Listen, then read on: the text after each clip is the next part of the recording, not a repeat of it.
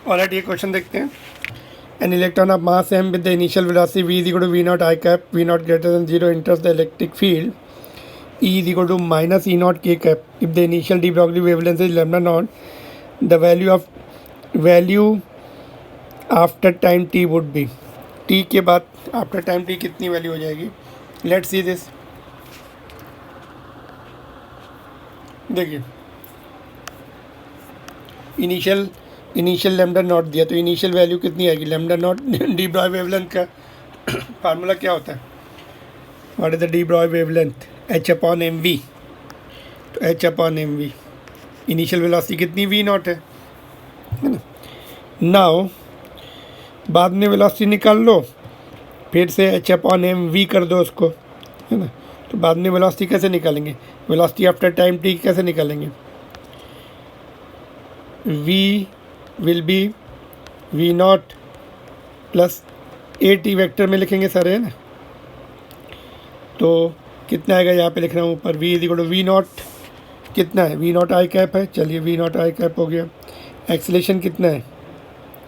Acceleration is force upon mass. Electric field में कितना force सकता है? क्यू ई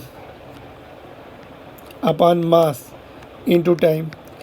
तो v is equal to V naught I cap, और electric field minus K cap दिए तो माइनस आगे लिख दिया, E naught K cap upon M into T.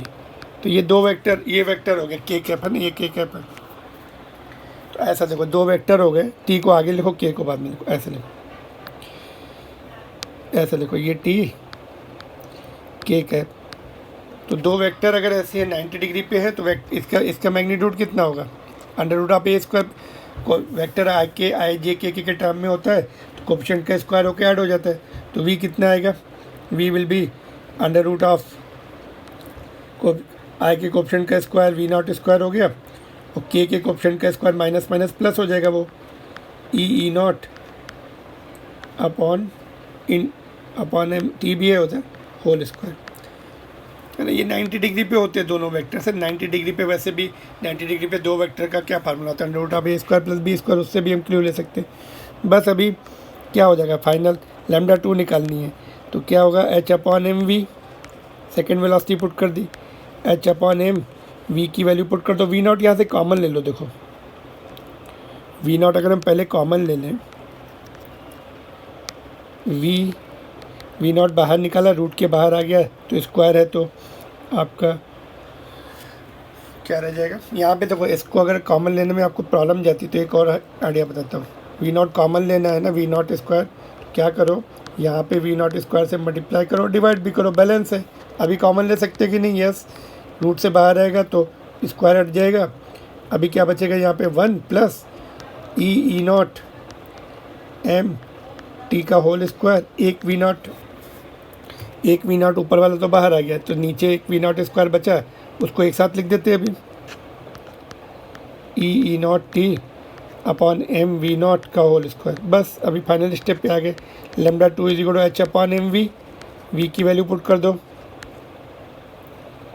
We की वैल्यू अगर हम पुट कर दे, v nought 1 plus E not T upon M we not का होल स्क्वायर।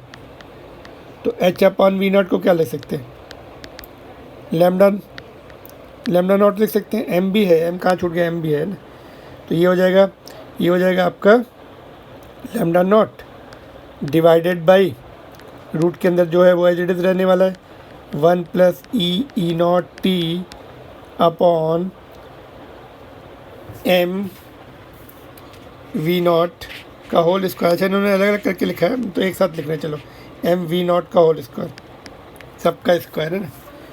लैम्डा नॉट कौन सा टर्म में? ये डिनोमिनेटर में आ जाएगा। ये इसमें तो साथ में है, ये रॉन्ग रूल आउट हो गया। पहले वाले में देखो डिनोमिनेटर मैच हो रहा है सारे, हमने ब्रैकेट में लिखा है, इन्होंने अलग अलग करके लिखा। तो option number 1 is the right option.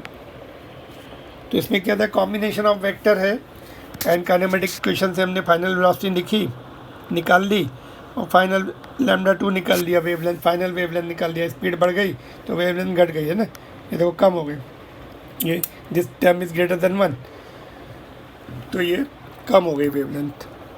Alright, तो कौन से फार्मूले आने चाहिए आपको? एक तो डी ब्रॉगली वेवलेंथ का फार्मूला आना चाहिए, फिर काइनेमेटिक इक्वेशन से हमें फाइनल वेलोसिटी निकालनी आनी चाहिए वेक्टर फॉर्म में, फिर वेक्टर का मैग्नीट्यूड निकालना आना चाहिए। वेक्टर का मैग्नीट्यूड है आई एंड जे, इसके कोएफिशिएंट स्क्वायर होके ऐड हो जाते हैं आई जे एंड के। ऑलराइट, तो ऑप्शन नंबर 1।